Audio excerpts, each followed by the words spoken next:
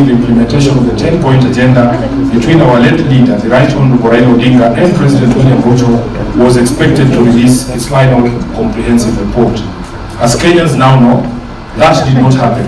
And in their continued contempt of Raila's express intentions as stated in the document appointing the committee, they chose instead to do their own thing, releasing a report yesterday, not to the public as required by the appointing authority, but to a select few. The Mwananchi leadership has long held that the mandate of that committee was limited in time and scope. When they were appointed, it was stated in plain English that they would be required to present progress reports every 2 months, with a final report on the 7th of March 2026. This finality deliberately falling neatly on the same date as the expiry of the 2 signatures of the document. Their sole mission, therefore, was to ensure implementation of the 10 items and deliver a final report on the 7th of March, period. What we witnessed yesterday was a shameful charade meant to hoodwink the public that the MOU had been implemented when it is obvious to all Kenyans that nothing could be further from the truth. This fact became apparent in a most embarrassing manner when attendees led by the Governor Cecily Mbarire openly challenged the President on the contents of the so-called report. Observers would also have noted that the President purported to extend the mandate of the committee by another 60 days in the same meeting where Dr. Uhuru Odinga had earlier argued that there was no time limit in the implementation of the MOU. The confusion that Kenyans witnessed at KICC yesterday is enough proof that the so-called broad-based team are aware that they are lying not only to Kenyans but to themselves.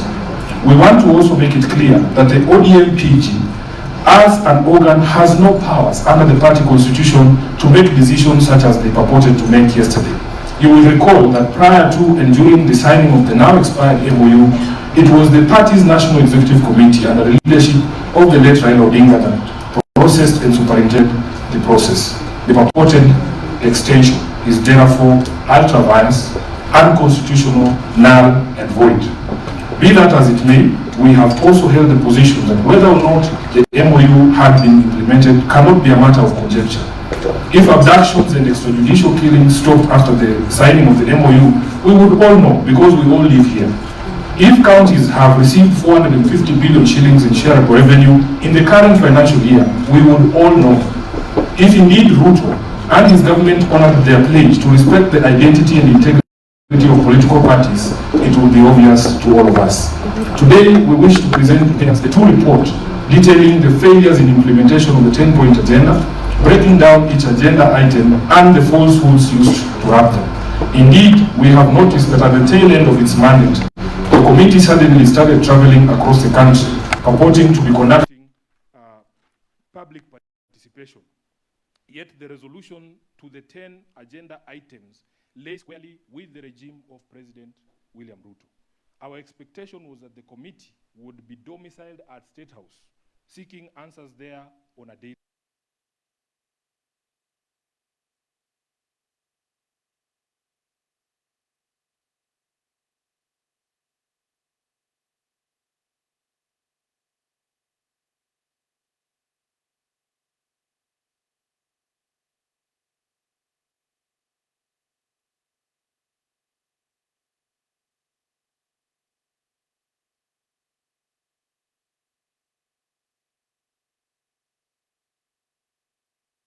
Thank you very much. That is a statement on behalf of this team.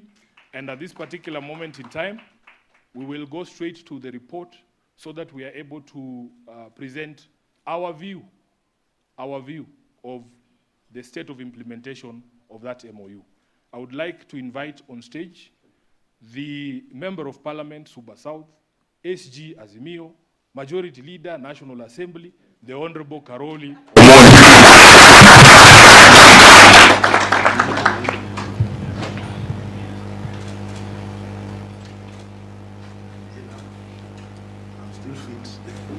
Thank you. Karoli, the meeting has given you 15 minutes to go through the report. Thank you.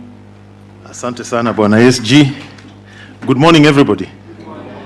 I'm very happy to be here this morning, and I have with me what was launched yesterday here and what we are launching today. and the difference is amazing, not just in terms of presentation, but in terms of the contents and details. 15 minutes, try and make good use of them. Let me start by explaining why we feel it is important that as Linda Mwananchi, we must also give a report on the 10-point agenda. First, we are here to defend Baba's legacy. That is why we are doing this. It is so important for us.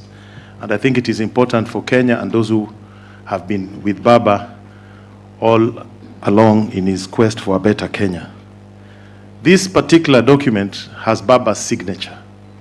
So it is important that people get an accurate, truthful, independent, impartial, and correct report on what is being done about Baba's commitment to Kenyans when he signed the 10-point agenda.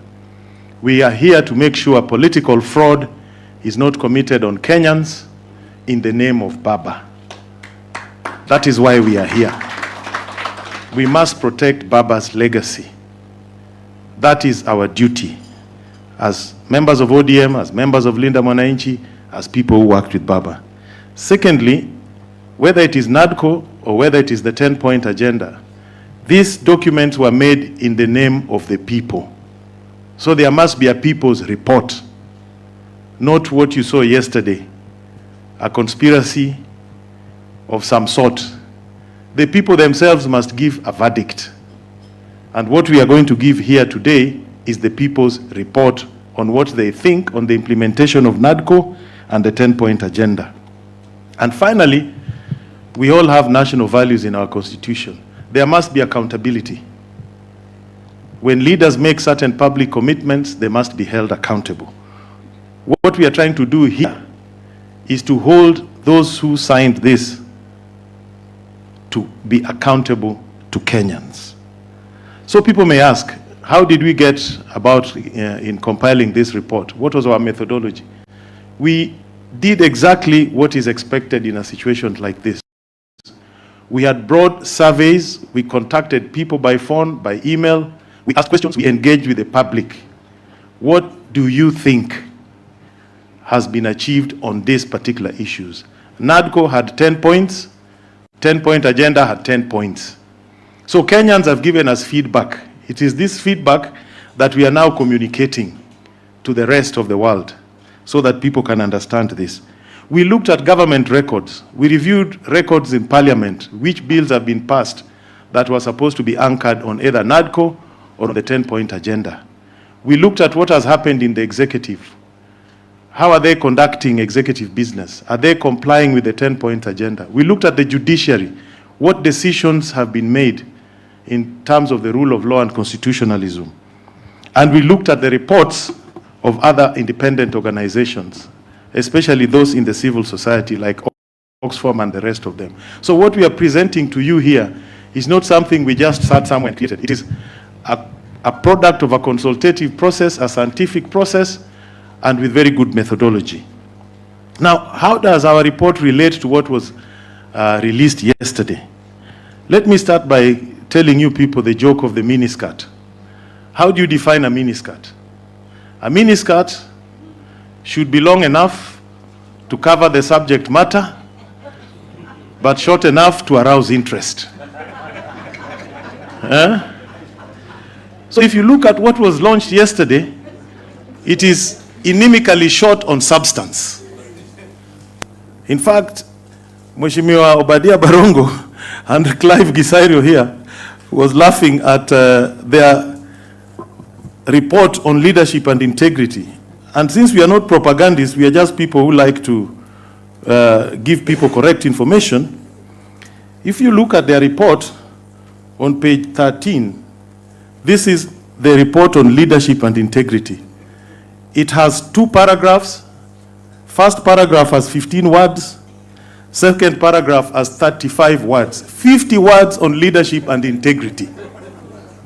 So their report is short on imagination. It is short on facts, short on truth. It is basically something that is designed to mislead and misinform. If you look at ours, you can count the words for yourself, the paragraphs, so that you get an accurate representation of what it is. Secondly, we are here to separate facts from fiction. There was a lot of fiction yesterday. And we want Kenyans to get involved in politics with facts. So we will present to you the facts, and you make your judgment. And we will invite other players, civil society, to make also their own report. So you can compare their report, our report, and the civil society's report, and other people's reports, and your own report and your own judgment as a Kenyan. You must also understand that this particular agenda was time-bound. There were key performance indicators which were to drive the political engagement that was being mooted between UDA and ODM. I use the word mooted informally because it was not yet agreed. Baba had made it very clear there'll come a time when we review the union based on these key performance indicators. Then we decide whether to proceed or to withdraw or to do something else. Yesterday we were being told that this was not time-bound, that this can be implemented ad infinitum until the world ends. And you saw there was a lot of confusion. You didn't know whether UDA was representing a report on their manifesto or they were doing the 10-point agenda. You didn't know where it started and where each ended. So we will not allow them to corners, that they set their own exam, they write their own exam, they mark their own exam, they award themselves marks. We cannot allow them. That does not happen. So we are here as the people to give them a record. Now, this report, I'll just give you some highlights, and I'll not go into details because they'll all be presented. But let's take the issue of audit of the 2022 presidential elections, what we called opening the server. There was an item like that. No work has been done on that. To date, people are asking IEBC, and we are asking them again here. If you do not address the issue of technology, not just the technology itself, but whoever supplies that technology for purposes of the next general elections, then what have you achieved? That was here. It has not been done, and they were too afraid to address it there. Nobody talked about it, opening of the servers. Did you hear anything about that? Confidence in the IEBC. They bragged that IEBC has been reconstituted. But ask yourself the question, has the new IEBC inspired confidence in the people of Kenya? When there are questions on how the selection process was done, when there's ultimate suspicion of close personal and other connections between those who are put into IEBC and those who are holding high offices in government and influential positions even in ODM, there are issues that must be addressed. So we wish IEBC well, and we are going to support IEBC. But we cannot bury our heads in the sand that there are no credibility questions. So we need to discuss these things. The cost of living crisis. They talked a lot about cost of living crisis. But I want to ask you and ask Kenyans, do you feel better off today than you were 3 years ago? That is a question they ought to have answered there. Does your shilling buy you more today or less than it did 3 years ago? Those are the questions that people and Mwananchi want to know. We don't want to be told the inflation has dropped from here to here. When the inflation was up here, the cost of goods went up to that point. They've not come down. The incomes have not grown. So don't tell us about inflation, exchange rate, and all those things. The fundamental question, are Kenyans better off today than they were 3 years ago? And the answer to that is no. Compensation for victims of police brutality during demonstrations. It's not been done. We are told there'll be 2 billion in the supplementary budget. It will be brought to the House. We will pass it. Who knows how they arrived at the 2 billion? Who knows the number of the victims? Who decided that a broken leg is worth this? Who decided that when you are raped, this is a compensation you should get? Who debated those issues? We don't know. The Victims Compensation Fund has not been activated. We know that. What about justice? What about accountability? Yeah? Where is that question? Nobody talked about it because to them, you beat somebody, you maim them, you rape them, you dismember them, then you give them cash. and then you tell them. And then they made a very curious statement that we need a law to protect victims of demonstrations. Where on earth? The Constitution already guarantees it. We don't need another law. That was euphemism for bringing a law to regulate demonstrations. Yeah? You heard that. So when you look at the report, those are the questions you should ask yourself. Corruption. This government is mute on corruption. They don't talk about it. I challenge you to tell me the last time you had a senior government official talking about corruption. Tell me when. Oxfam's report, in terms of success rate, EACC has the lowest ever since it was constituted in the late 90s, 9% on corruption. They cannot talk about corruption. And I'll give you some basic examples. What just happened recently, which you saw. They leased sugar mills. Didn't they say so? And they told you it will bring efficiency. Did you ever hear of a valuation of the sugarcane that was in the nucleus estate? No. There was no valuation. It is like somebody giving you a supermarket to run full of stock in that supermarket and just telling you, I'll pay you rent for the floor space. Not the stock in the shelves. I hope you're getting me. So they took the nucleus estate of public sugar mills. They are turning it into sugar, selling and getting money. That is open theft. And whoever is doing that, in another 19 months, tutakutana on that issue, because that is theft. It is like walking into a government office and walking out with the chairs. That's what it is.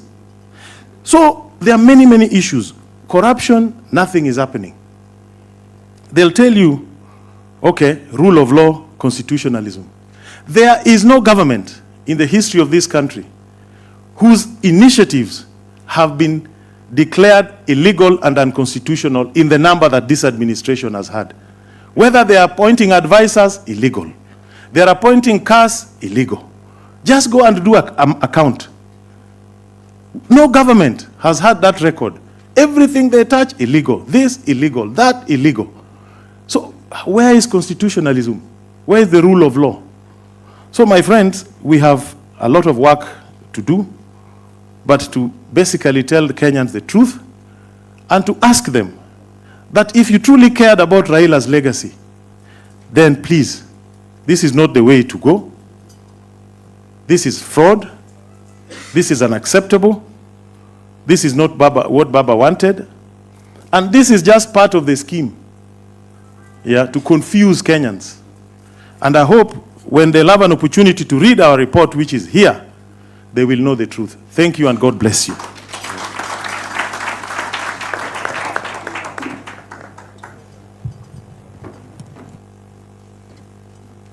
Another round of applause for the Honorable Raul Omondi. Now, at this particular stage, we are going to go thematic. We will hear from members of parliament present here, from Governor Orengo and Senator Ososi. And then we will hear from you as well on your assessment of the report that we are going to present here. So, Honorable Babu, let's start with you. You have 5 minutes, and then we invite the next colleagues. Thank you very much, SG. God is good. All the time. And all the time. God is good. Thank you. And about the 10-point agenda that was purportedly released yesterday, I want to say that that was just a mere PR exercise. Everything that was released yesterday was all gibberish. It was all balderdash. It was neither important nor detailed. The detailed parts were not important, and the important parts were not detailed. I want to talk about a few issues that I saw. Issues revolving around the 10-point agenda points to a specific thing. Jobs, jobs, jobs. Jobs for the youth, jobs for our women, jobs for our men. This nation, we were promised jobs, that we would get jobs to a tune of around 1 million jobs annually, per year. What are we seeing in return? Just PR exercise. With the issue of the jobs, because of lack of jobs, the youth are going on the streets. Because of lack of jobs, our people are suffering. People are opposing this government simply because there are no jobs that we are supposed to give to our youth, men and women in this country. We look at the important things that must be done by this government to create jobs, and they haven't considered any of them. For us to have serious jobs in this nation, we must industrialize. There must be an industrial revolution, industrialization. But the capacity, when we talk about energy as a part of the infrastructure that we have in this nation, the electricity that we produce in this country, the cost is so high. We only produce around 3,800 megawatts that cannot support industrialization in this country. Then the president was telling us that by the year 2040, we should be producing only 2,000 megawatts of electricity by the use of nuclear reactants, nuclear energy. Meanwhile, our neighbor here in Ethiopia, in 2025, launched the Grand Ethiopia Renaissance Dam. That dam alone is producing 5,150 megawatts of electricity. Kenya itself is importing 400 megawatts of electricity from Ethiopia. That dam contains 74 billion cubic meters, the capacity, and was constructed at a cost of only 4.8 billion US dollars. Then we are being told that in the year 2040, we are expecting nuclear energy at a cost of 500 billion Kenya shillings. The cost, the housing that we are doing, affordable housing, per year we are spending 120 billion Kenya shillings. In 5 years, we'll be spending 600 billion Kenya shillings. Meanwhile, affordable housing is a private good, and the role of a government is not to participate in provision of private goods, but to facilitate consumption of merit goods like education and health, and also provide public goods like roads. So you wonder, where is our priority? Where did we go wrong as a nation? That what we want to achieve in 2040, Ethiopia has already achieved by 2025. So therefore, when it comes to issue of handling jobs in this nation, we are not ready. Electricity is very costly in this nation as compared to East African countries. So without that proper energy as part of the infrastructure, we cannot create jobs. And because of that, the youth will continue rising, and the youth will continue demanding for what is rightfully theirs. Lastly, on the issue of the public debt, we were being told so many things about public debt.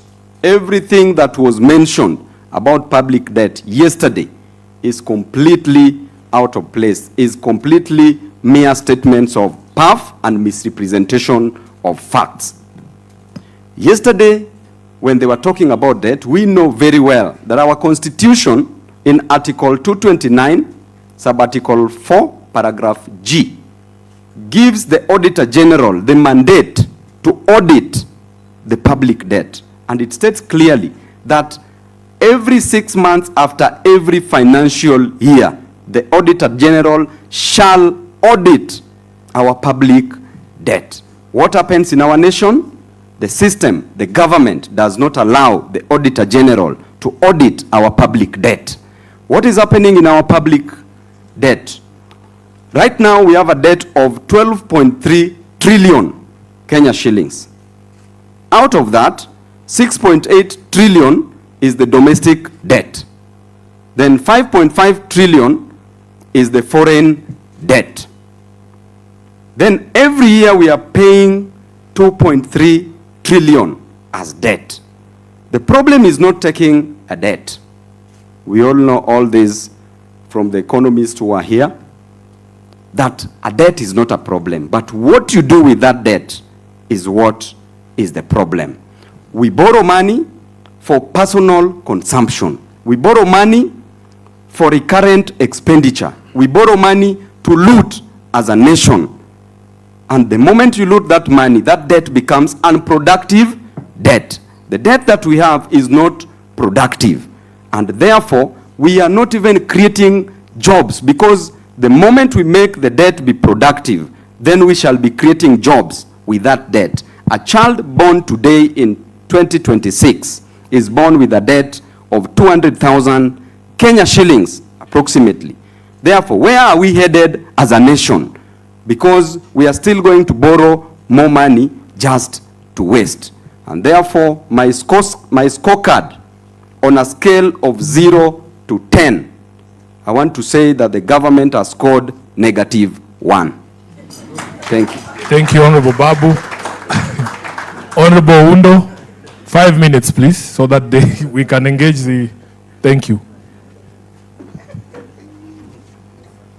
Thank you, ladies and gentlemen. When I listened yesterday and what I read yesterday, it was a sad day for Kenya. It was a sad day for the followers of Raila Odinga. It was a sad day for Raila Odinga, wherever he is. What I saw yesterday was actually a praise and worship of the king at State House. It's such a shame that ODM leadership can stoop that low to go and praise the president for doing nothing. I do not know what they have been fed on since Baba Raila Odinga departed on the world. Let me focus on the economic issues. They keep on gloating that the economy is expanding, the economy is growing. But truth be told, the Kenyan economy has remained stagnant all the 3.5 years President Ruto has been in the office.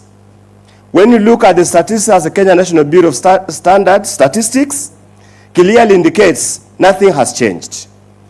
The poverty level nationally has remained about 38% out of the total population of the Republic of Kenya. There is this issue they keep on pontificating all over about the reduction in inflation rate.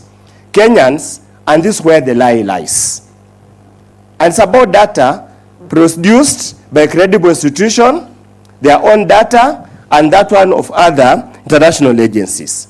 They keep on telling us that inflation has dropped from 9.6 to 4 point something. That's what they keep on telling you all the time. But the truth of the matter, there's something you call non-core inflation. That encompasses food, energy, and transport. And this data is available all over. As at the end of December 2025, the rate stood at 10.1%. 10.1%. So the true inflation that affects the common Mwananchi stood at 10.1% against the lies we keep on being told 4.5%. We are being told that the economy has stabilized and has grown. And as my colleague Babu has said, how many youths have been employed? What has been the reduction in the level of unemployment? How many people are working?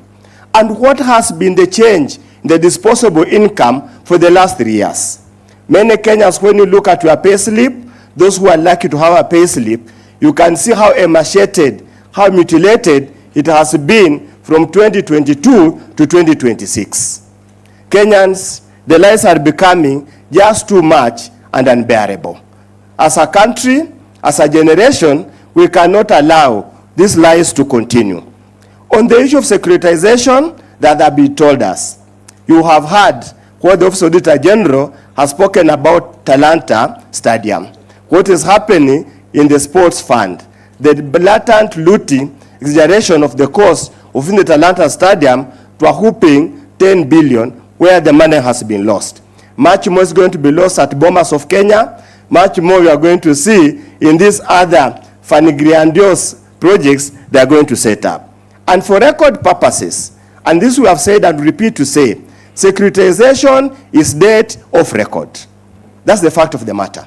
It's debt of record. So the debt level of Kenya could even much more than the 12.5 trillion they keep on telling us, which again is above the threshold set under the PFM Act. So honorable Kenyans, be vigilant, keep your eyes wide, and we pray for the soul of Raila Amolo Odinga. Please reincarnate and save this country. Thank you. Asante sana. Mheshimiwa Kibagendi.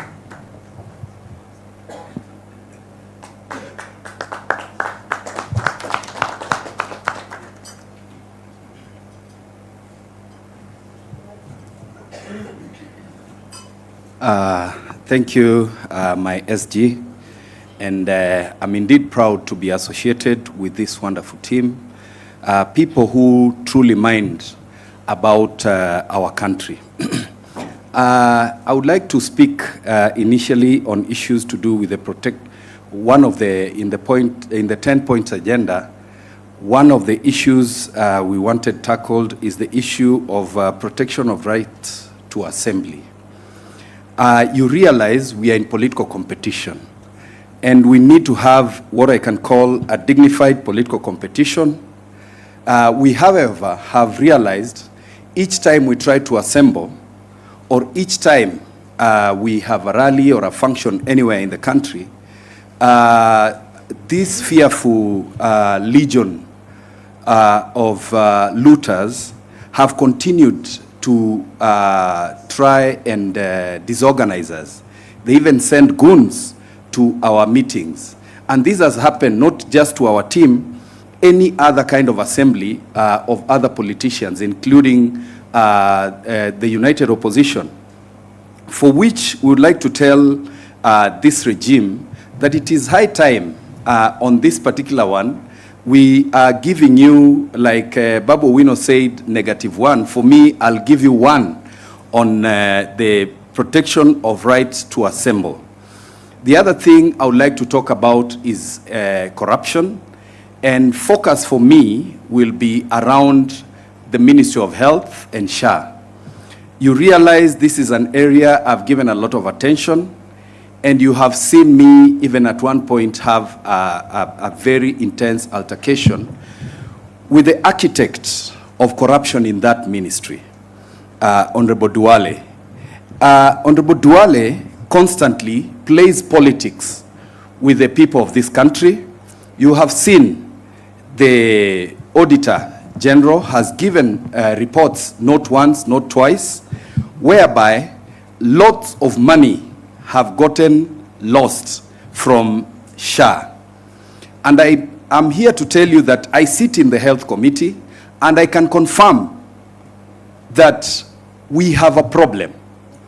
We have a problem in the Ministry of Health, from personnel management all the way to how SHA is being run.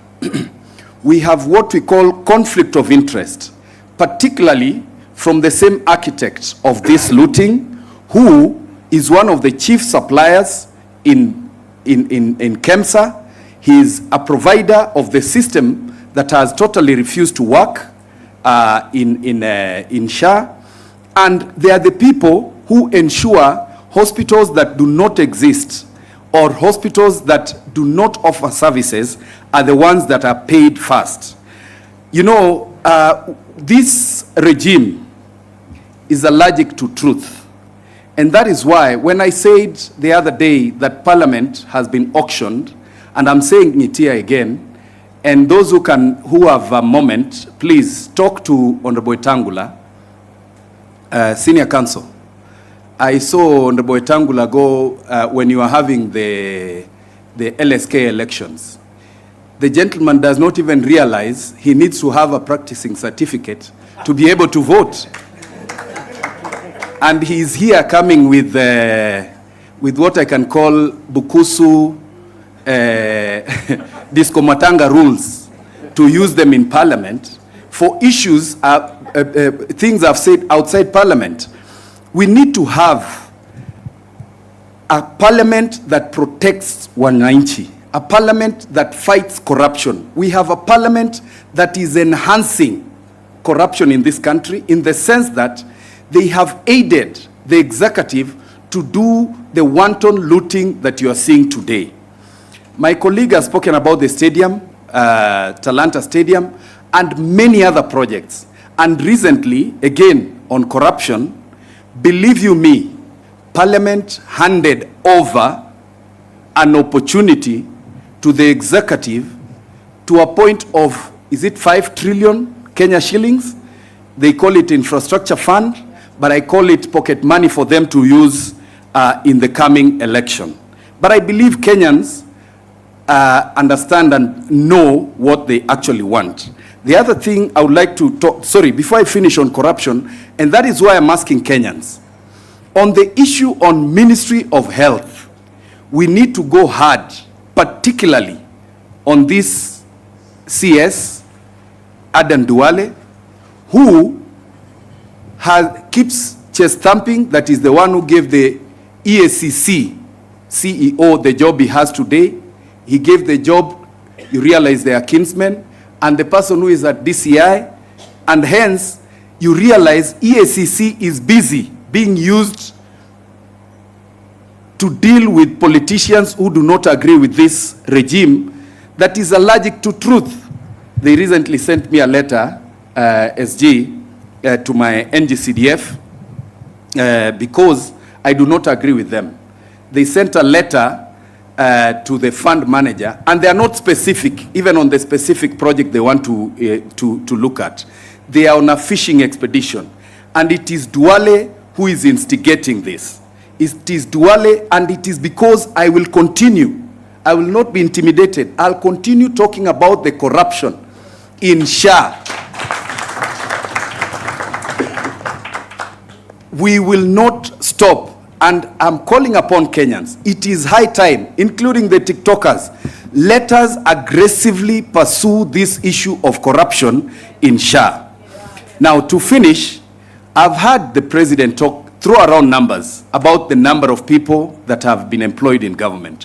1 minute, he says there are 250,000 people employed in Mjengo, as if every Kenyan is a fundi. He again goes on to say he has exported close to 400,000 young people to work, particularly in the Middle East. But one time, together with some journalists, we decided to do an audit of the number of people who have actually exited this country to go abroad for work. Because when you go for work, you get a work visa. The number does not get to even 89,000. It is about 88,000 plus a few hundreds. But we keep allowing, and particularly to the media, we need to be more concerned about these numbers. Let us ask them to show us how many people have actually gone to Saudi Arabia, how many people have gone to Dubai, how many people are in Qatar, so that we get the right numbers. We should not allow this regime to continue lying to us about the number of people who've been given opportunity to work, whether it is locally or even abroad. I truly appreciate this opportunity, SG, and let us continue. Let us ensure we are fearless, and we must confront this monster. Thank you. Asante sana. There are 2 more members of parliament who will speak, then we go to the next category of speakers. I will have the Honorable Barongo come on stage, please.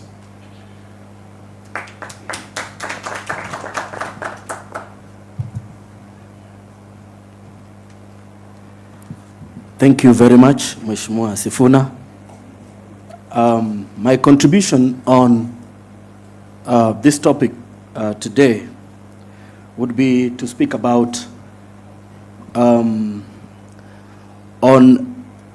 point number 10, which is promoting sovereignty of the people and rule of law and constitutionalism. Now, dear Kenyans, I'm sure you have read in the sections of the media something that I would call passports gate. Kenya has been able to issue a passport to a gentleman related to a war general in a neighboring country.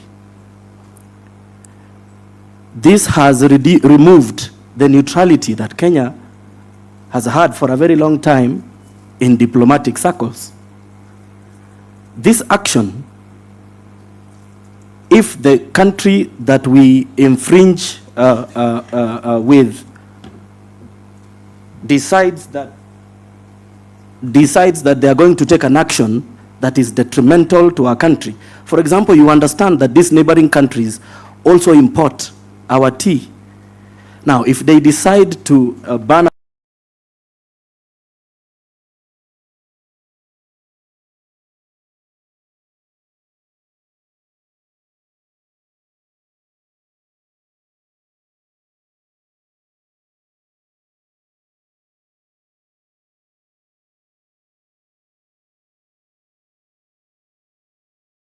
left alone, and the neutrality that we for a long time enjoyed will disappear. Kenyans going into other countries will now go through a multiple layer of security checks, which we did not have previously. Does this really help Kenyans, or it leaves us poorer than we used to be? Now, also on the right to peaceful assembly, just this morning, the state again has sent goons to this venue to come and interrupt what I believe is a constitutional undertaking. A government that knows what it is doing should not be afraid of a peaceful assembly of people where we are just going to contribute to a discourse that is meant to make our country better. During our Linda Mwananchi rally at Kitengela, there's a gentleman called Vincent Ayomo who was killed. What has happened? What has the government done since that loss? And as we are heading into an election, what should we expect from this government?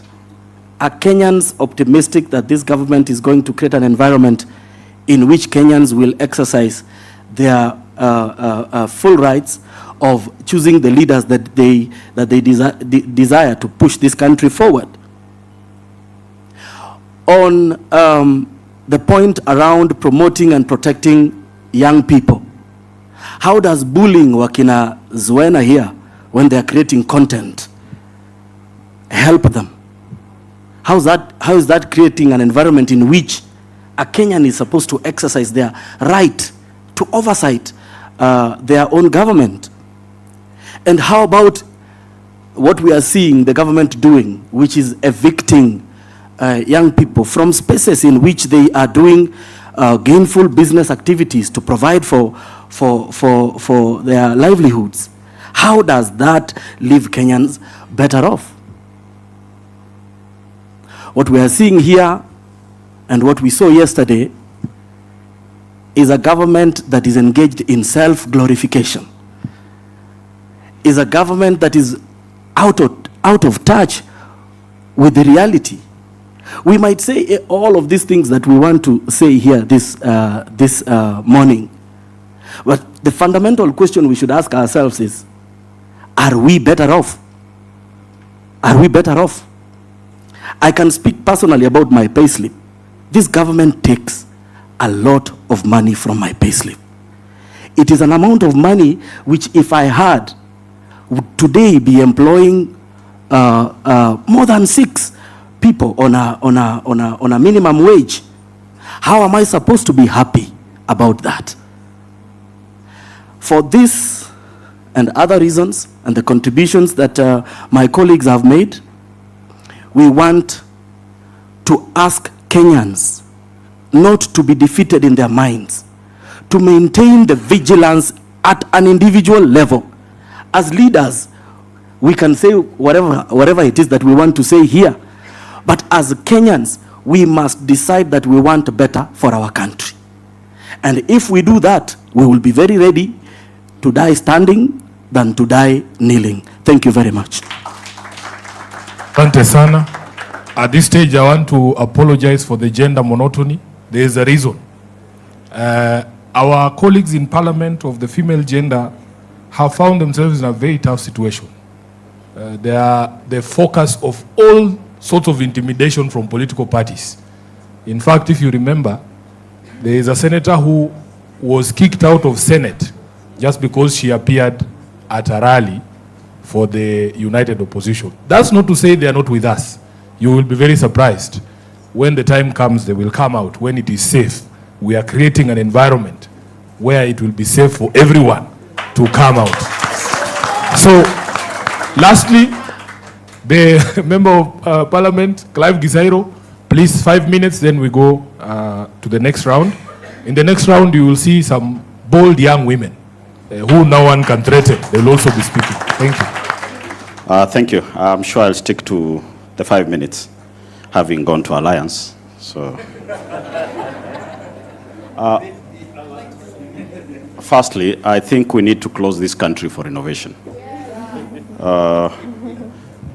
And while doing renovation, we'll start the cleanup from State House, because that's the heart of the mess of this country. One of the 10-point agendas was to stop wastage of public resources and promoting government efficiency. Listening to them yesterday, the first thing they said in stopping wastage was doing away with the spouses and all those shenanigans. You cut on spouses, but your State House budget goes up to 17 billion. I do not need to make public what I give my wife. I just need to get it for myself, and wife is taken care of. And that's what they are doing. We are not fools, and we are not going to be fooled. The young people are up to the task, and they are going to take everyone on. When you cancel foreign travel, as you said, and then you ensure the Kenya Air Force helicopter never lands, actually it's a touch and go for refueling. That is not cutting cost on travel. You just moved foreign and turned your counties to be the foreign nations. So when you're moving from this county, the next minute you're in the next county.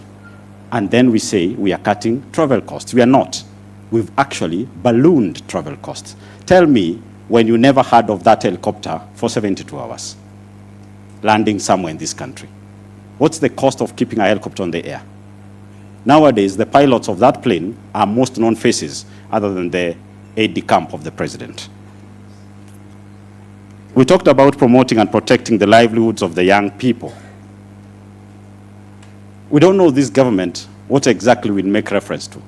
Will it be the Hustler Fund, which none of us knows the results, the outcome, how many youth it has benefited?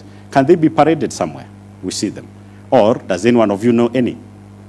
Are we going to talk about the empowerment program? Whose funding we didn't know it was coming from? Our colleagues in parliament were all over the place with empowerment programs, spending billions of funds that nobody knows the source and the intended outcome of those level of tokenisms. Today, we are now riding on a World Bank funded project called Nyota. It has been politicized. Why will you need to take a chopper to go launch 22,000 shillings? How crazy can you get? You know, you can be holding a doctorate degree, you can be a doctor by title.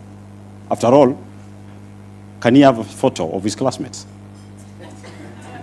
We don't know where some of these titles are gotten from because the acts and actions do not reflect the title and the degrees you claim to hold. These are some of the small things that are angering the young people of this nation. And we want the anger to grow. We want the anger to manifest into serious temper.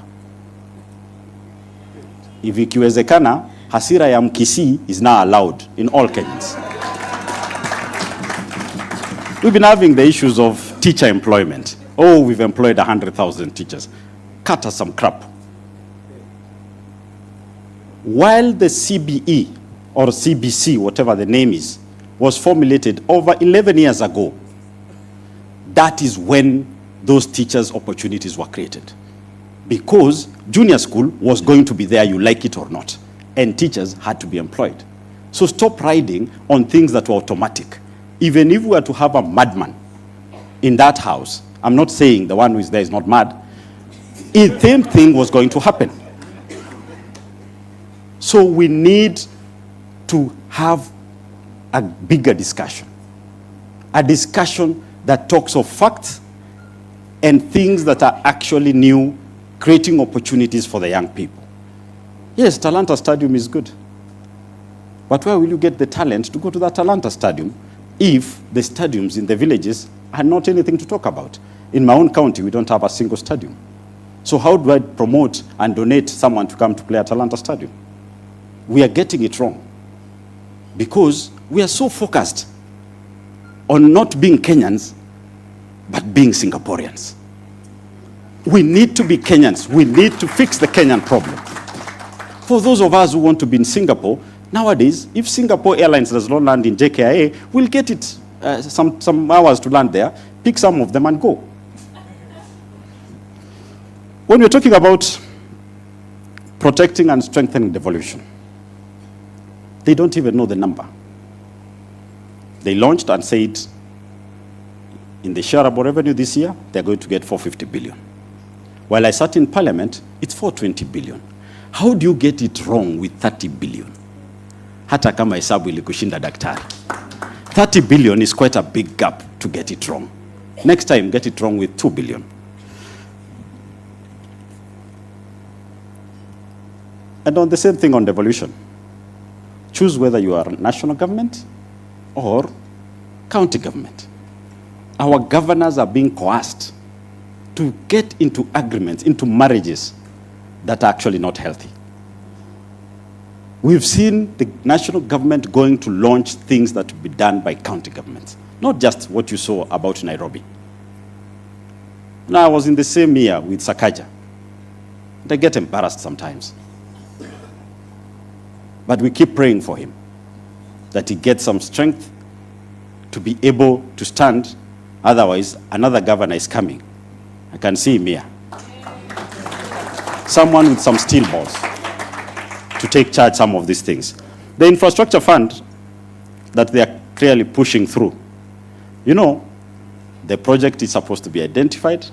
If you look at the bill, taken to some board, go to cabinet, come back to parliament, and then the whole thing is actualized. Yesterday already, Mr. Board, Mr. Cabinet, Mr. Parliament already allocated the funds. He said 15 billion to the airport. He's already allocating the fund. He's already ahead of us. And that is why this country will not go anywhere. Because the advised is the advisor. He's the implementer, he's the oversight.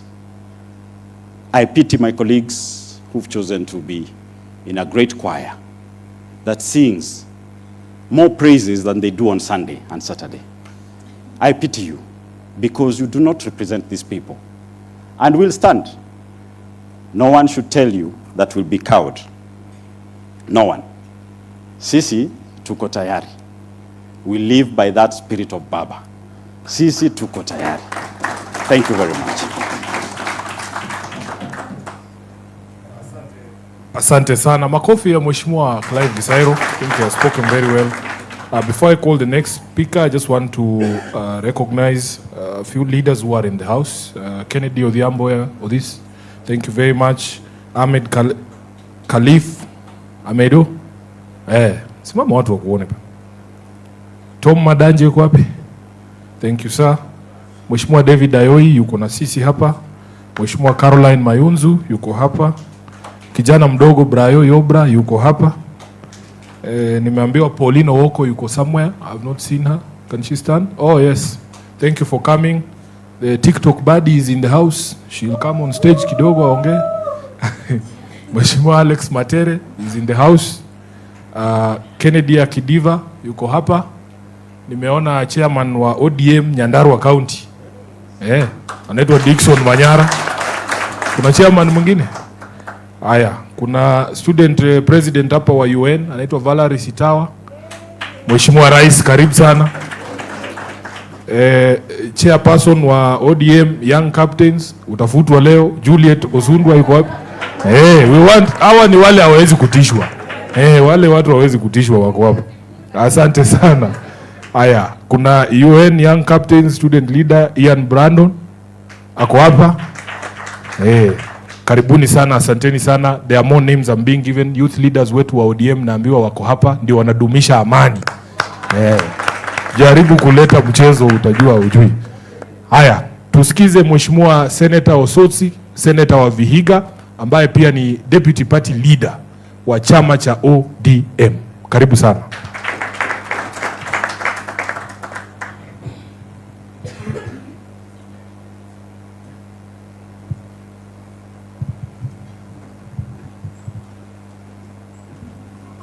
Good morning, everyone.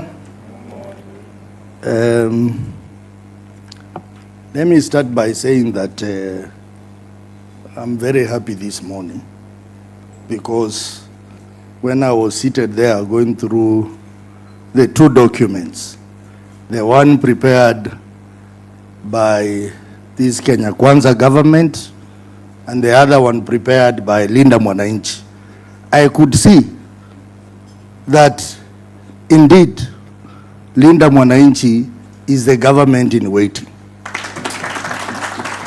Because if you look at what these people released yesterday, then you wonder what they had been doing for a whole year.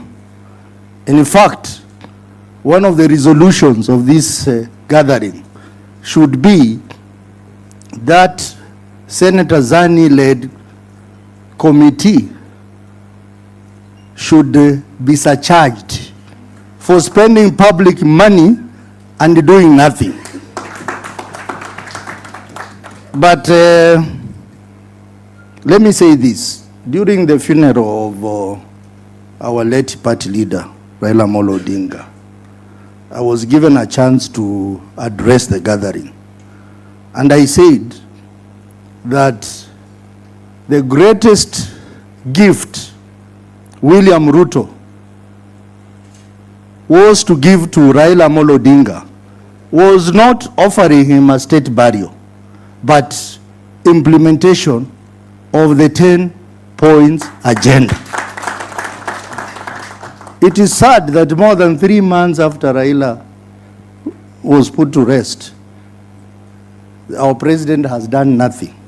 And instead, yesterday, he paraded himself there to talk about what he has achieved, which was full of lies as a president, but not the specific issues in the 10 points agenda. I am happy today, wherever he is listening to us or watching us, he can see we are now telling him what he should have done. Let me now go to the issues. Let me start by devolution. Strengthening devolution. I heard them talk yesterday how they are dispersing enough funds in time to counties. And it is sad that I saw a group of governors there clapping when they know the truth. Governor Orengo is here, he will tell you. Senator Sifuna is here, he will tell you. Counties go for 3-4 months without disbursement from the national government. And they were seated there clapping to the falsehood that they get money in time.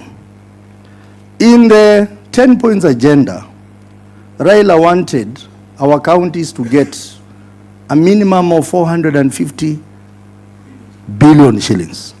But that 450 billion shillings was tied to the financial year 2024-2025.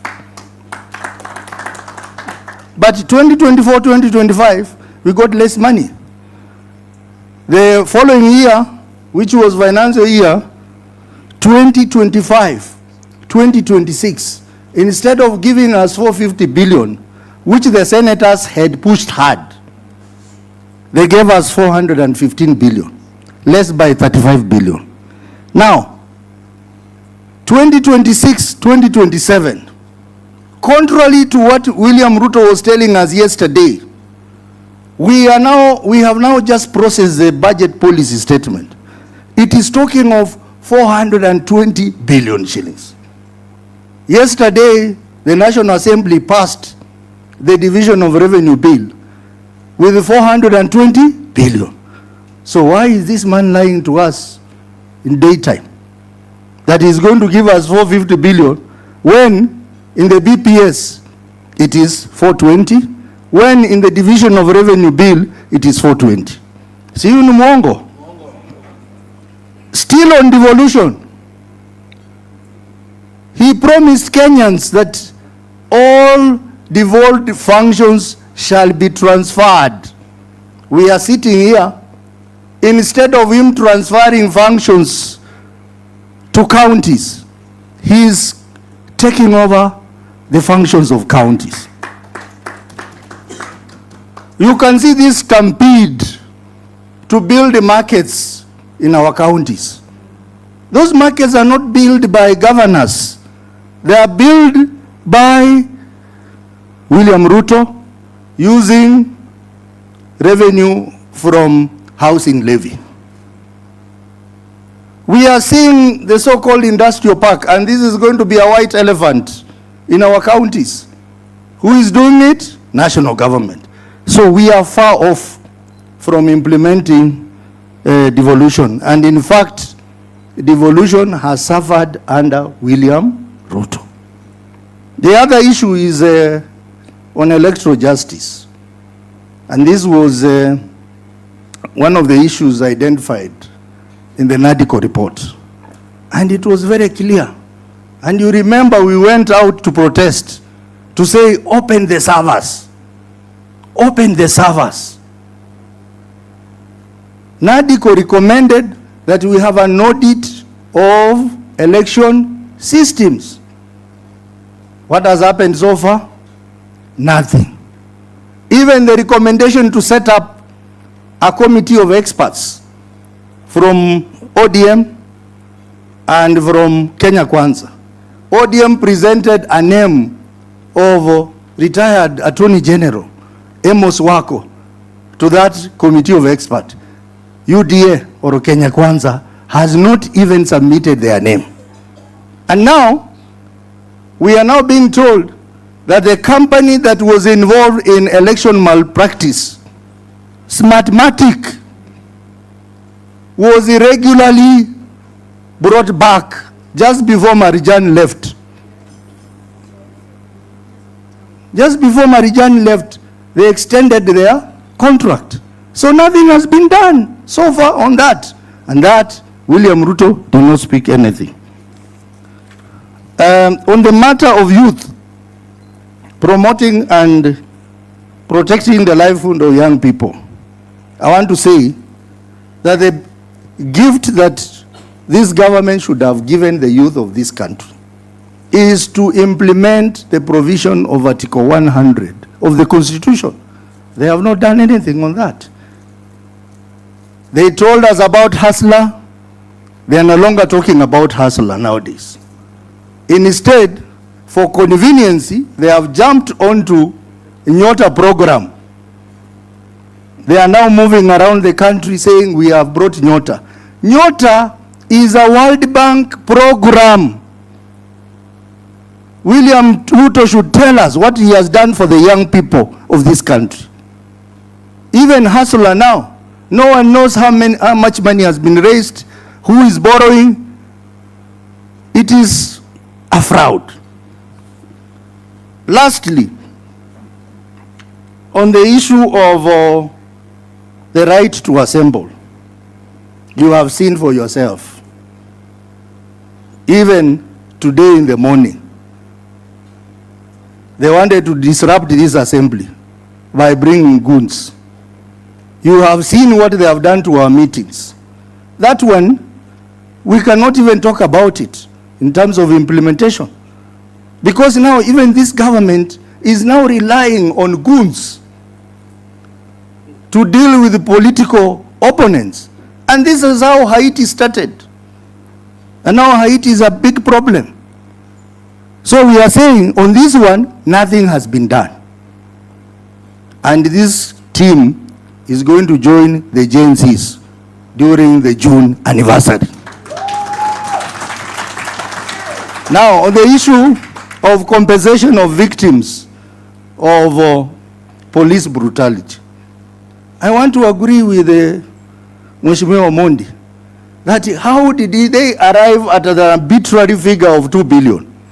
How did they cost it? Because we are told over 250 youth were killed. How did they arrive at 2 billion? How did they do the assessment? We also have so many of our youth who are languishing in prison. Even as we talk about a deal between ODM and UDA, our youth are in prison. Our youth are facing court cases, and there is no one to represent them there. How are we going to deal with that? And we reject compensation without justice. There can never be compensation without justice. What happened to those police officers who killed our youth at Parliament? Police officers who killed our youth during Azimio demonstration. Some of them are known. What happened to the police officers who were involved in extrajudicial killings and abduction? The deputy IG, whom they said they had suspended, is back in office. And he was involved or accused to have been involved in the issue of Albert Ojwang. So, Kenyans, I hope you are listening. I hope you listen to the lies that were made to us. But we are here to say, we will pursue the dream of Raila Amolo Odinga, which is envisaged in the 10 points agenda to the end. Thank you very much, and God bless you. Now I want to invite on stage the last leader from our side, the governor for Siaya, the Honorable James Orengo, and as he comes, there's names have been given here. The youth leaders led by Daddy are in the house. Daddy Okumu is from Dagoretti North. Mandela, Evanso, Balotelli, Fanon, Eriko, Mbule, Engineer Pete, yuko hapa. Na director wa CMD, Frank Mukwanja, has joined us here. Mpige makofi. Asante sana. Thank you, ladies and gentlemen and comrades. I'll be very short, and I don't intend to look at any particular subject in the 10-point agenda. But I want to begin by saying this. This document that was released yesterday is a fraud. This document is a fraud. And it is a shame that the largest party in the Republic of Kenya, purportedly, because I still recognize Edwin-Sifuna as the Secretary General of ODM, not still, but the Secretary General of ODM, with state power and all the resources. They even lack the content to fill the pages. A lot of these pages have no content at all.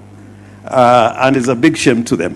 Now, in giving my remarks, I want to refer to 3 great documents in history. One is the American Declaration of Independence of 1776, which was largely written by Thomas Jefferson. And the other document, which was written 13 years later, is the Declaration of the Rights of Man, which was drafted by a famous Frenchman, Lafayette, but with some assistance from Thomas Jefferson. And thirdly is the Kenyan Constitution. These are 3 great documents, and in a moment I'll tell you why I'm referring to these documents. If you look at what has happened to the 10-point agenda, you ask the question, what is to be done? I think essentially this is a question that we must confront. Now, the 10-point agenda, in my view, was a ceasefire document.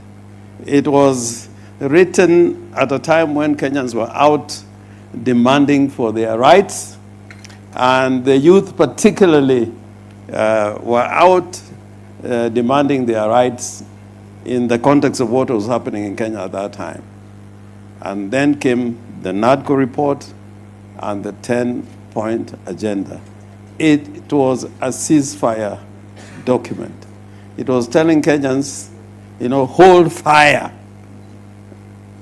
And we're holding fire for this 10-point agenda to be implemented. And you've been given a record of the implementation of the 10-point agenda. And I agree with many who have spoken before. I will give them also -1. I think that's, I agree with Babu. I agree with Babu on that one.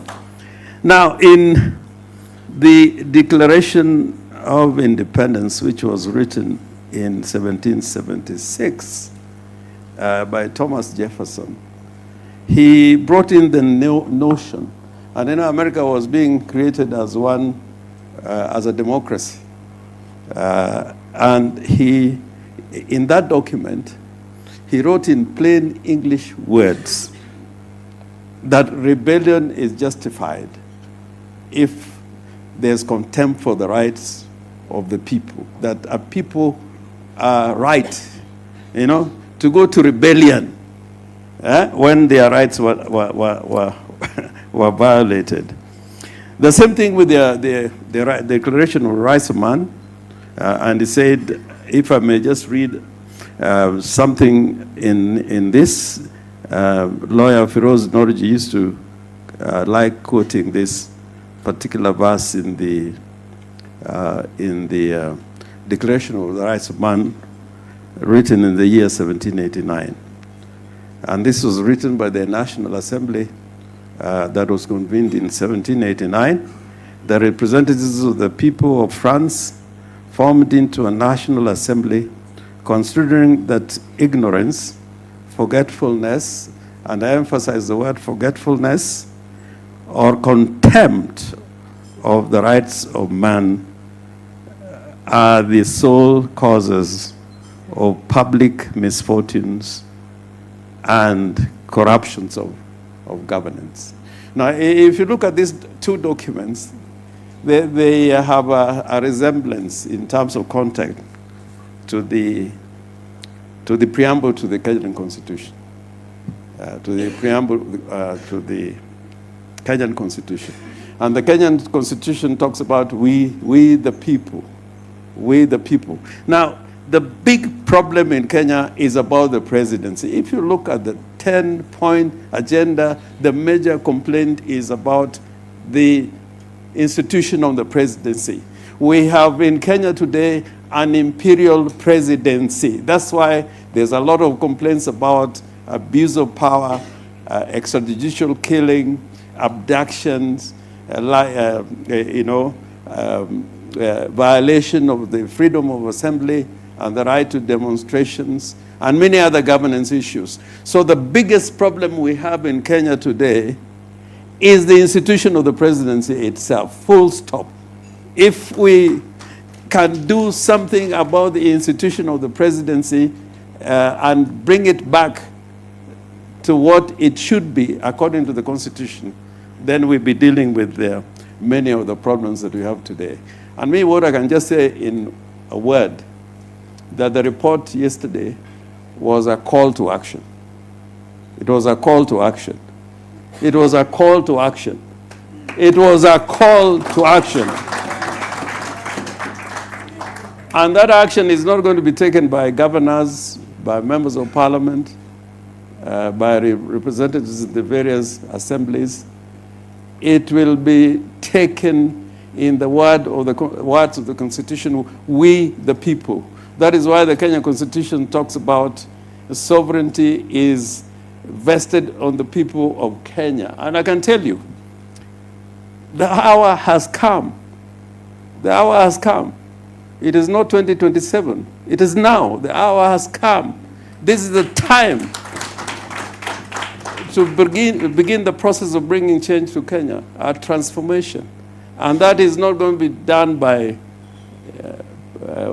Parliament, because our institutions have been emasculated. The courts cannot really drive change. It is going to be done by the people. So the only advice I can give, and I'm prepared for this, and when I sleep, I'm very comfortable in my mind that Kenyans must come out now, not next year, not tomorrow, not next week, to claim their country together. If it takes another month, another 6 months, it will be more difficult. And I can tell you, when the people are united together, nothing can stop us from achieving our goals. So I plead with you that in the first phase, we must recapture the party called ODM. This is the first phase of the struggle. We must make sure that ODM as a part of the people must be reclaimed by the people. And we are lucky that the Secretary General is with the people. And the Deputy Party Leader also is with the people. And you are all with the people. After reclaiming our party back, state capture, from state capture, the second stage is to begin organizing. Because the ceasefire is over. The ceasefire is over. And I can tell you there is no way we can have free and fair elections until people come out en masse to determine what type of elections we're going to have. If you leave it to Kasongo the way I see it, and with the constitution of IEBC, it will still be lamentations next year. So the hour has come, the time is now. Let us go out and reclaim our country back. Thank you very much.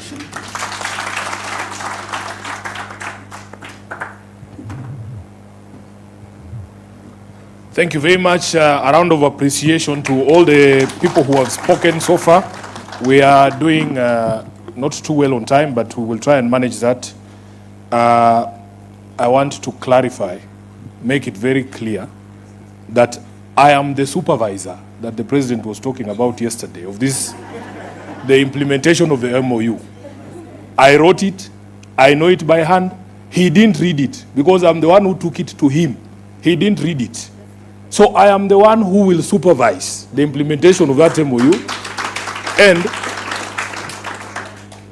I was made supervisor by my boss, Raila Odinga. If you want him to fire me as a supervisor, you talk to him. He's in Bondo. Yeah. So we are the ones who know what the spirit of this document is. And as the governor has said, there is no longer any document binding us with UDA. It expired on the 7th of March. We have said that that extension is illegal.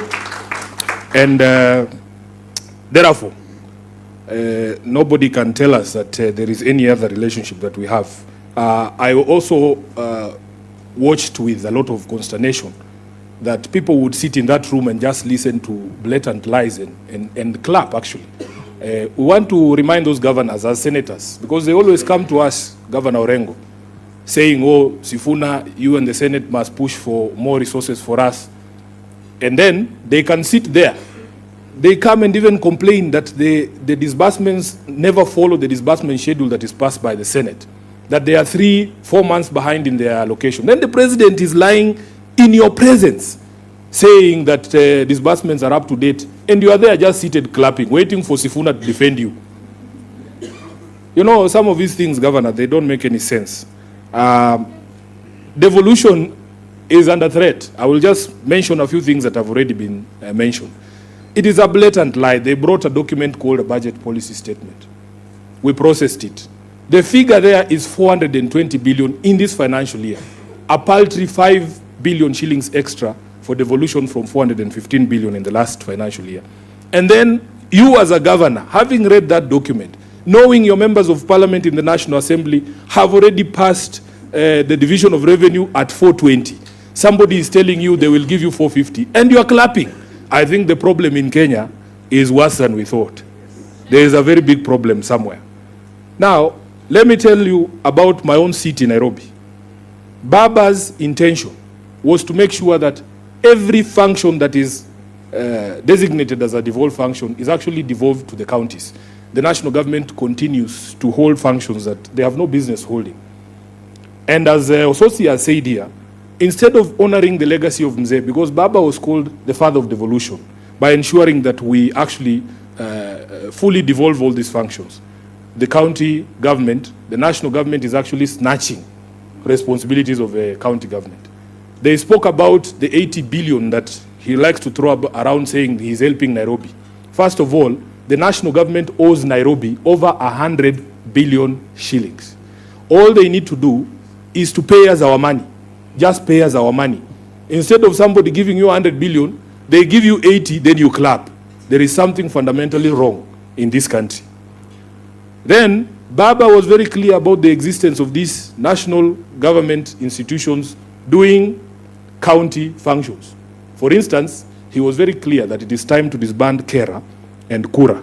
They wanted them dissolved, and that money that they used to build roads handed back to the county governments. That has not been done. Finally, as a leader of a political party, I wrote in that MOU that William Ruto's government will respect the identity and integrity of all political parties because we are a multi-party democracy. Because he didn't read it, he doesn't know that it is there. What he has done to my party ODM, I can speak for Baba. Baba will never forgive Ruto for what he has done to ODM. ODM today is unrecognizable. ODM is unrecognizable. We used to be the party that fights for the people. We used to be the ones representing the interests of the people. Can you really see the representation of the people in those dances we are being shown on TV called Linda Ground? And that is the doing of William Ruto. He has supplied resources outside party channels to be able to destroy the party that is ODM. Those of us who still believe that this great institution cannot go down will continue to stand and fight. Some of you, I hear you telling me, oh, Sifuna, leave ODM, you go and form another party. We are not leaving ODM. This party belongs to all of us. We have to fight for this party, bwana. Watuue tu kama watatuua, lakini tutakuwa hapo ndani. Baba hakulea waoga, as I've told you. And we have all contributed to the standing of the party. You cannot tell Karoli to leave ODM. He's the owner of ODM. We are all owners of ODM. All of you who pay taxes. ODM is a taxpayer-funded institution. All of us have a stake. Even if you're not a member of ODM, you have a responsibility to fight for these great institutions of democracy, such as political parties. So therefore, I want to just give a few people from this side. We have had a lot from men in suits. Let us have some female voices as well. And we want to start with the president. You know, there's a president here. Mheshimiwa Rais. Unaweza kupatiwa mic hapo ndio tuende kwa haraka, because if we walk too much, we might take a lot of time. Madam President, you have 2 minutes. You can give us our assessment from the students' perspective, whether indeed you feel that the 10-point MOU has been fully implemented as they told us yesterday. Morning, everyone. I am Valerie Sitawa, a student at the University of Nairobi, incoming Madam President, and we must get there. So today is a pleasure, and it's a wow thing that we have been given such a good opportunity to be with our leaders, sit down and discuss about the 10-point agenda. And first of all, I would like to point out to the unemployment part, where His Excellency Mheshimiwa Babu talked about.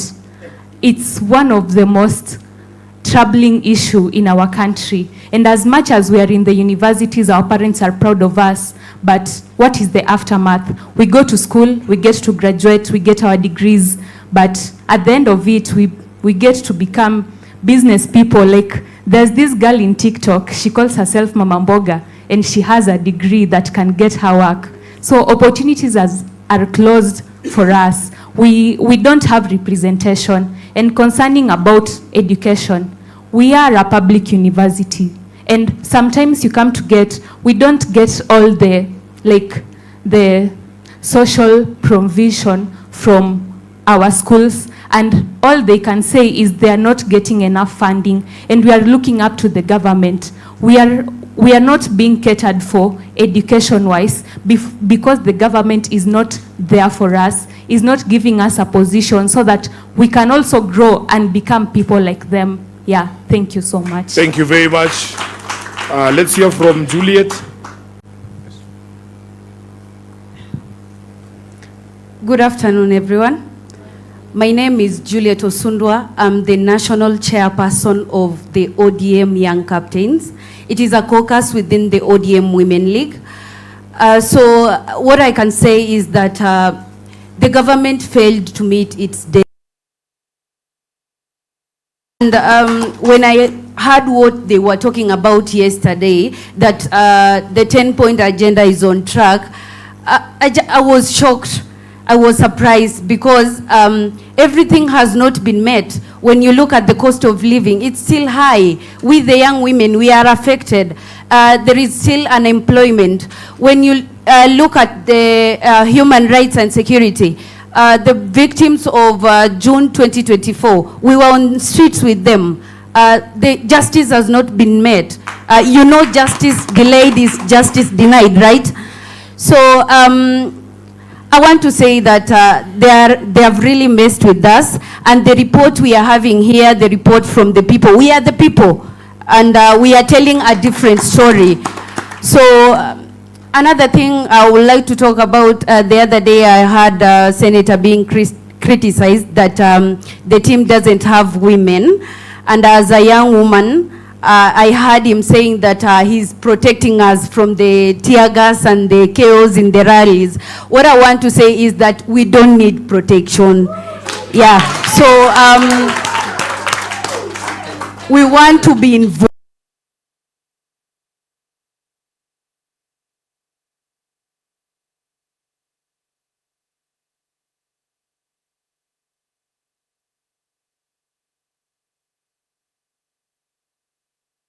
Much. Asante sana. I think the young women have been fantastic. What I was speaking about was the women leaders in parliament. That's why I was telling you, you can see the front row here is a bit heavy on suits. Let's hear from Abby here, and then we continue with the female session. I think we need to allow as many as the men who spoke to also.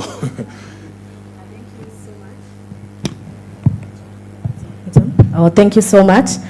And you know, Senator Sifuna, when they attempted to oust you, you stopped being the SG of ODM, you also became the SG of the people. You are wearing two hats. Thank you. And I also want to just tell the two ladies that have spoken before me that this team accommodates young women. I mean, you can see I'm here, a whole TikToker. I'm also a real estate consultant, and we are being given a voice to participate, interact, engage, and give ideas. And we'll continue growing this team. And we're also attending rallies, so tunakula hiyo tear gas, but sisi pia si waoga.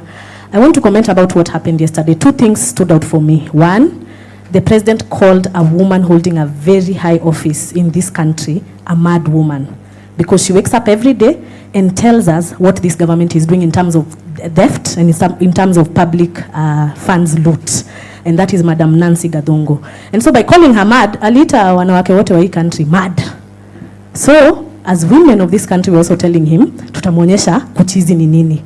And we will do that by showing up, taking up our voters card, mobilizing, reminding women that we are the biggest voters in this country. And before these senior women can come and start telling them, wa mama hoe, ati to support one of our own, we will remind these women how this government has failed women. When I say the president hates the women of this country, I mean it.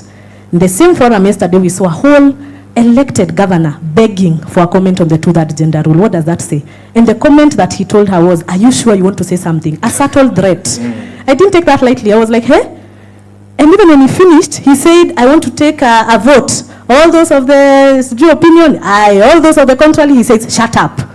So what is he telling us, the young people and the women of this nation, that we have no right to talk, align, and hold them accountable? But what we are saying, Senator and the team for the Linda Mwananchi, the young women of this nation are rallying behind you. They are silent, they are mounting themselves, they are organizing. We are waiting for the platform, Mr. SG. We will plug in, we will go, since mass voter registration is starting this year, tutaenda kwa ground venye tumekuwa tukienda, we will mobilize women, we will do civic education and tell them how this government has stolen from them, that they're not able to access quality health, how SHA has stolen from them, and how this government has continued to make us either beggars, widows, or mad people. Asanteni sana. Thank you so much. Thank you. Is there any other lady from this side who wants to say something? Just put up your hand, please. Okay, this side. Yes, I can see the TikTok buddies want to say something. Who's starting? Okay. Thank you, everyone. My name is Wavinya from Makwiny, and I want to, poke holes on what happened yesterday. Being a voice of the PWD and young women in this country, we demand inclusion in most of those things that the government is talking about, and actually calling us fools. I just echo what my colleague just said. He calls us fools. Anatuita wajinga, anatuita mad people. We are not mad, and I want to call every PWD in this country, I want to call upon every single lady in this country to go voice it out in our chamas, in our grassroots collections, in our areas, in our spaces where we govern and where we work. Let us tell everyone about the ill of this country, the ill that the government is, meting on us as the young people. So we are going to do that through the vote. Hatutasema tu Ruto must go. This time we will take him home through the vote. So emergency water, please make sure you are armed with your vote, because it is your voice, and that is what will take Ruto home. Thank you. Thank you. Just give the lady next to you. Hamjambo wa Kenya wazalendo. I am Gen Z Buddy, a teacher by profession, a young woman in politics, and a civic educator, uko social media. And I am live currently, and there's a comment that has just passed by Naimeni Shika. Amesema we need to talk about the solutions and not the problems. Because again, where attention goes, energy flows. And if we continue problems, alafu.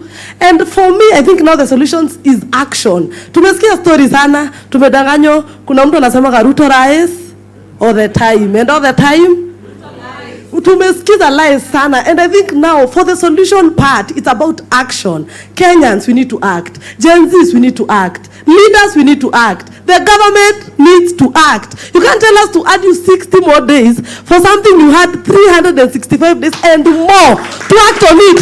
Unakwambia tukuongezea 60 days.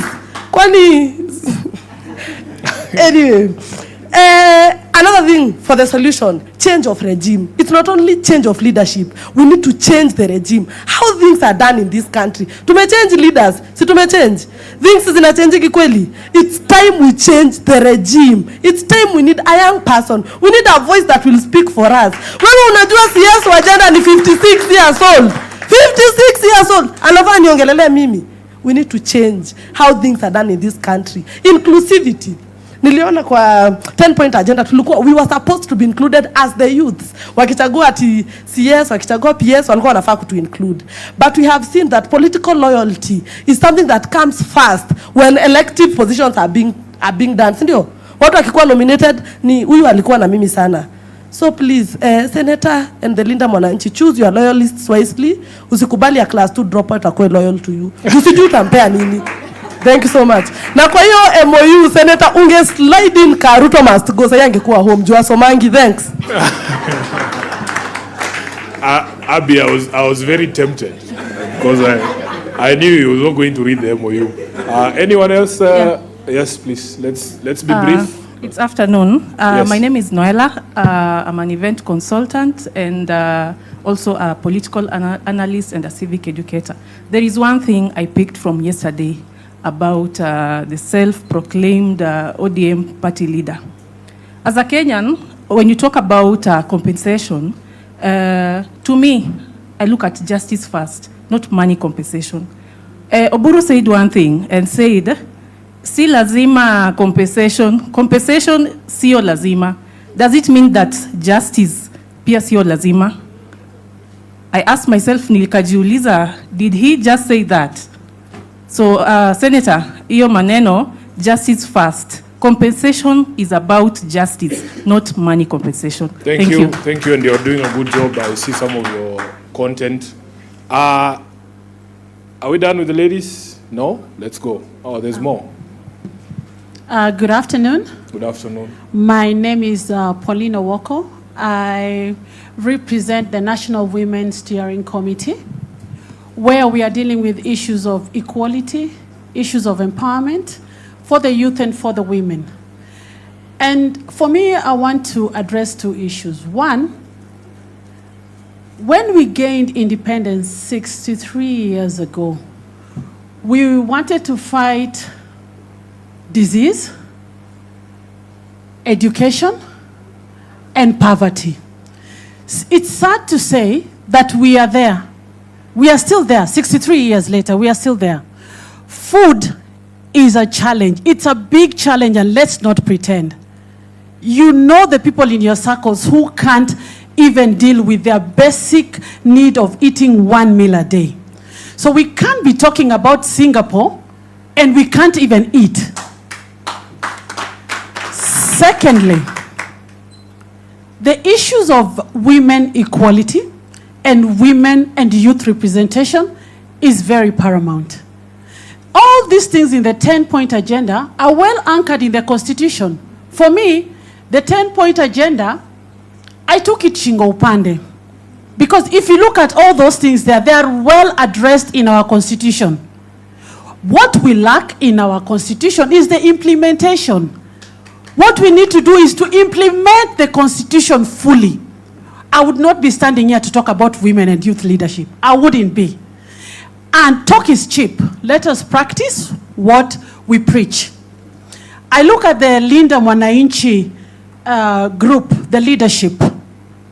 There is one woman. We are not serious. You can't be holding brief for women who are in parliament. Women are all here with you every day, battling with you. And we have to practice what we preach.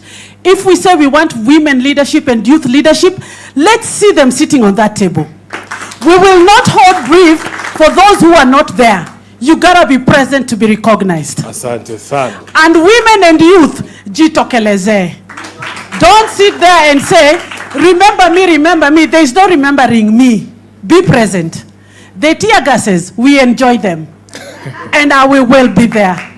Thank you. Asante sana. I think I like that fire and spirit. The last category we want, there's one more lady. Yes, close for us in 1 minute, please. Then tusikize wazee pia, si ndio? That mic is not on, Kimberly. No, just there's a reason you need to. Good afternoon, everyone.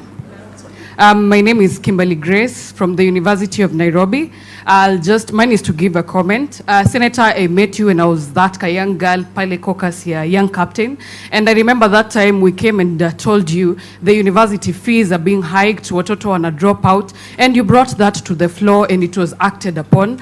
The other time, nikaona there was a police shooting Nairobi University hostels, Kikuyu student, and you also stood for us. That means as Linda Mwananchi, you've always prioritized the people.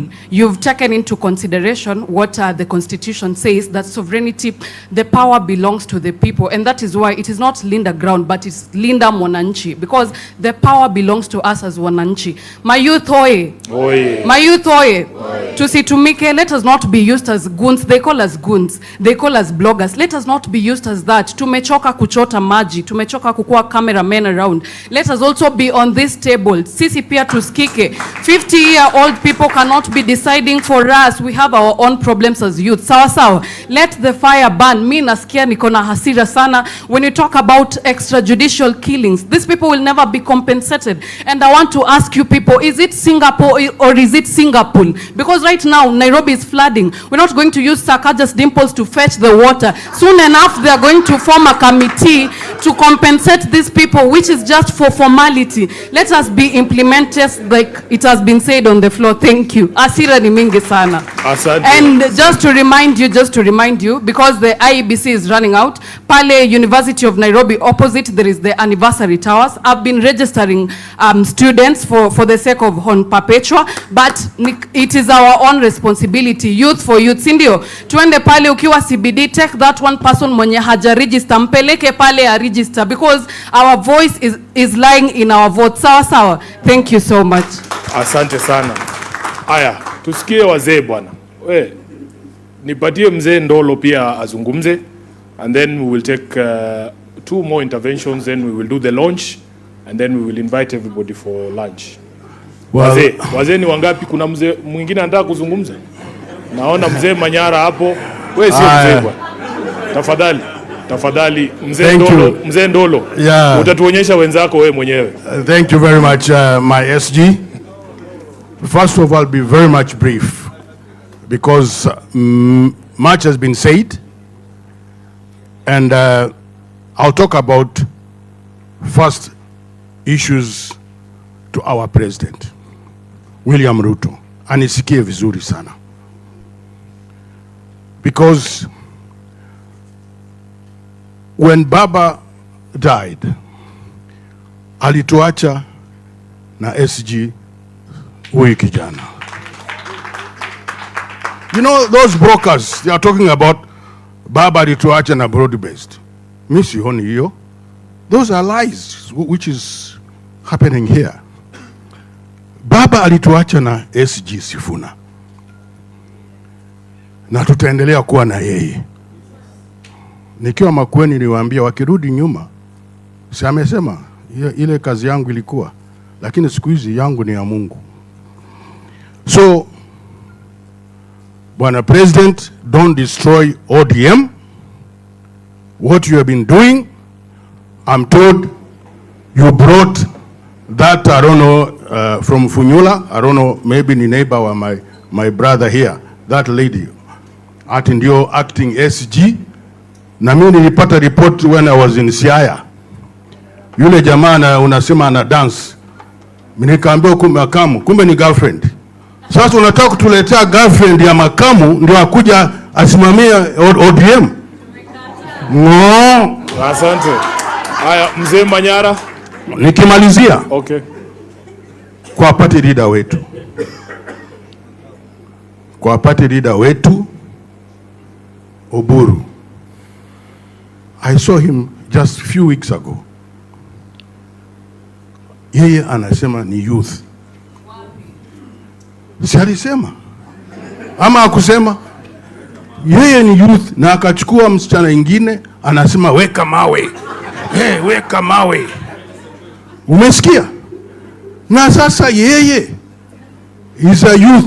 Anataka kufukuza mayouth wetu kama kina Sifuna kwa chama, kina Babu Wino, kina Kibagendi. Unataka kufukuza mayouth na wewe unasema ni youth.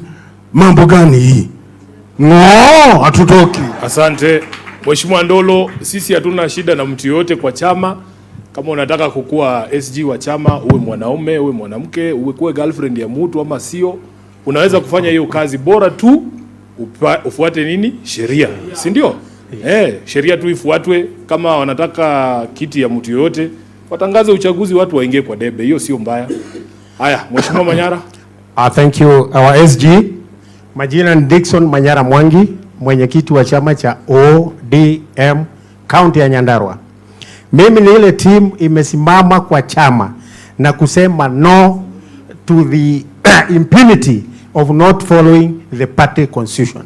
Moja nikiongea na our party leader, acting, because he is not a party leader, he is an acting party leader, Honorable Daktari Oburu Odinga. Jana alisema ati huyo jamaa ambaye referring to our SG, ati is no longer our SG's, and they already have a court order. This means he has taken a team kujiingiza kwa wale watu ambao, a group of impunity group that does everything to confuse Kenyans and kill this republic. We are ready Makatakata. Yeah, it's on. We are ready as chairs, very many of us, even if they are not here. SG is witness to that. We have stood firm and said Sifuna is going nowhere, the other team is going nowhere, but leader Mwananchi, leader ground will not sell our party. We have our famous working constitution, Governor James Orengo. He has been there. He is our elder. We used to be with him since 1992 in the opposition. And I wonder, and I want to challenge the youths. Apana angalia mambo ya pesa, these guys are coming with the Buddhas and all this. These leaders, young leaders here are proud. And they are making you people proud because they are young and they don't want to be millionaires. They don't want to be billionaires. They want to recapture or reclaim our country back.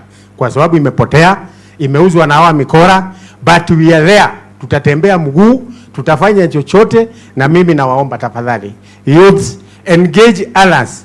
Chukua kitambulisho, chukua kura. It is the only thing that will save us. Because with a vote, you will not die.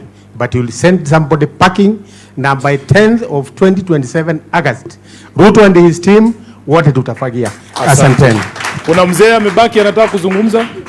Mzee Ayoi ako sawa, wewe sio mzee. Najua miaka yako boss. I know you. I know. Sasa tu you are younger than me, my brother. Haya, what I propose us to do now. Mzee ndevu sio uzee bwana. Mimi naona huyu jamani youth. Haya, briefly 1 minute please so that we don't shut out anyone. 1 minute. The mic is on. That mic is on. Hello. Hello. Hello.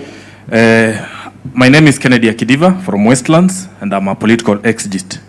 For 1 minute, I'll speak about what happened yesterday from an exegetical view. When we saw everything that happened, it reminded me of what is written in the book of Daniel chapter 11 verse 32, which says, "The king will use deceit to win followers from those who are unfaithful to their God. But those who remain faithful will do everything possible to oppose him." So when I see this team here, I want to say thank you because you are doing everything to oppose that deceitful man. I've never seen a deceitful leader like William Samoei Ruto. And for us, we are going to tell him, let him continue with his deceitfulness. But we have people who know their God. We have people who have faith, and like Sifuna, like James Orengo, we thank you for standing there. We will follow you because we want to be on the right side of history. Let him use his money, but we are going to use our faith and our strength to show people the right direction. And therefore, I'm very, very grateful. When you see what they are doing yesterday, it's like they want to form an alliance using deceit. And I want to tell them before they go and form that alliance, they go and read Isaiah chapter 30 verse 1, which says, "Who to the obstinate children declares the Lord, who carry out plans that are not mine, forming an alliance but not by my spirit, heaping sin upon sin." Can anybody who believes in God go and form an alliance with William Ruto, really? Somebody who says and declares that our children be shot. A king is supposed to preserve his people. William Ruto is not there to preserve us. He's using our police to go and guard other people. Thank you. Thank you, Bishop. Makofi kwake. So a copy of this report is going to be provided to you and to the media. We will also make it available online. In a manner of closing and summary, we have outlined every single issue here, point by point, to point out the shortcomings of the implementation committee and the government of William Ruto. From the implementation of the NADCO report, we have talked to you about all the issues to do with the audit of the elections, the current IEBC and all the challenges there. The question of inclusivity in government as well is properly addressed there. We have spoken to you about the challenges that continue in devolution and the lies that we were told yesterday about the monies that have been devolved, the clawback of functions. We have spoken to you about all of those. Promoting the livelihoods of young people, we have spoken to you about the failures there as well. Then we have spoken to you about the lack of content in their own report on anything to do with leadership and integrity. And in that particular theme, Honorable Orengo, Baba was concerned about opulence and display of wealth in public including the Harambes we saw yesterday. Not yesterday, just last week. Governor, I was very shocked that people who we have known all our lives have never given more than 100,000 or 10,000 shillings in a Harambe. Suddenly, he can afford to give 5 million shillings in church. Baba must be rolling in his grave. The fight against corruption, we have all witnessed that there's nothing that has been done on that front. On the right to peaceful assembly, the less we say about it, the better, because we ourselves have been victims. If you count the number of political rallies and gatherings that have been attacked and broken up violently since the signing of the MOU, they are actually, it's embarrassing that William Ruto has paid no attention to this particular issue. It has gotten so bad that he can throw tear gas to a church, forgetting that he rode to power on the back of the church. The number of young people who have been killed since we signed the MOU in the last 12 months are upwards of 30, including Albert Ojwang, who was killed at Central Police Station here, and the latest one in Kitengela. When we were there, that gentleman called Vincent Ayomo was shot 4 hours after our rally was over. They have been peddling the lie that he was killed during the rally. He was shot coming from work. That life is upon William Ruto. And the people who are saying that they are going to compensate as a pole, they should know that that was somebody's child, that was somebody's husband, that was somebody's father. Then on agenda number 7, on the national debt, Kenyans, the Kenyan government can still not tell us as of today how much money we owe, who we owe that money to, and what that money went for. That is what Baba wanted us to achieve here, an audit of our debt. That is not something you can tell us that will happen in perpetuity. We had a deadline of 7th of March. On number 9 here, stopping wastage of public resources, Senator Mheshimiwa Gisairo has given you the most clearest example that you lied to us. In fact, they are claiming that the stoppage of money to the First Lady's office was made pursuant to the MOU. That's a blatant lie. That was thanks to the Gen Z. The Gen Z are the ones who forced them to close down those offices of First Lady and Second Lady. And those, what were they called? Prayer warriors that were stationed at State House.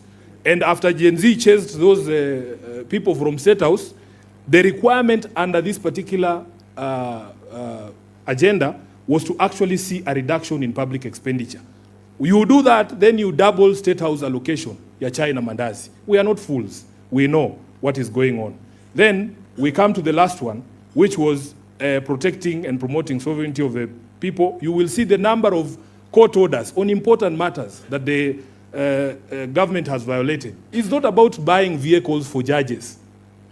We were not looking for employment of judges. We were saying the judges who are there, when they give an order, all of us have a responsibility to do what? To obey. That rule of law requires that if a meeting has been convened properly, for instance, under Article 37, there is no reason for you to tear gas that. And we also have spoken about the respect and integrity of political parties, the respect for integrity and independence of political parties, which Ruto has violated to the extent that ODM is no longer recognizable as a political movement. And he also, knows that he owes political parties a lot of money because Baba said, because I wrote what Baba was telling me to write, that we want full implementation of the political parties fund. Up to today, ODM alone is owed 12 billion. Ruto has paid not a single shilling to that debt since the signing of this MOU, and now it has expired. Yes, and that is in the face of ODM has 5 court orders saying government must pay this money for the purposes of building our democracy. And that is why, in conclusion here, we have given a score of 1 out of 10, which is a very generous score because Babu and the others believed it was -2, -1, but we put all of those together and we have given them 1 out of 10 or 10%. That 80% that they were talking about cannot be demonstrated to you in the document that they presented yesterday. With those, yes, extremely below expectation, which is why somebody was saying there that there is absolutely no basis to ask for an extension of that MOU, or indeed, absolutely no basis to begin negotiating any other agreement if they could not follow this 10.1. What makes you believe that they will follow any other agreement? So with those many remarks, I want to invite the leaders We will do the formal launch of the report. This report will be available as soft copy, and as we printed some hard copies for you. We are not rich people, so we don't have many copies. Yeah? But there's this is the good thing with working with young people. They are saying there's a QR code that you can scan, and then you'll get the report. Si hapo tumesonga mbele kidogo. Iko kwa page gani? Si utuwekee hapo. Watu wa scan tu alafu waweze kupata. Over to you, MC. Asanteni sana for your patience and for your indulgence. God bless you. Thank you so much, SG. Wapi makofi ya SG tafadhali? So here's the procedure of how we want to do it, because we want to do it in an orderly manner. We have a lot of support from our colleagues and friends from the media, and we'd like them to get the best pictures that will be shared to the rest of the country. So I will invite our leaders on this table to join us at the stage. Everyone else, I would request that you remain seated so that we don't block the pictures at the back. Is that okay? And as we did say, the QR code will remain on screen. Please scan it, share it, and let everyone have a copy. We do not have sufficient numbers of the physical copies for everyone. We've given priority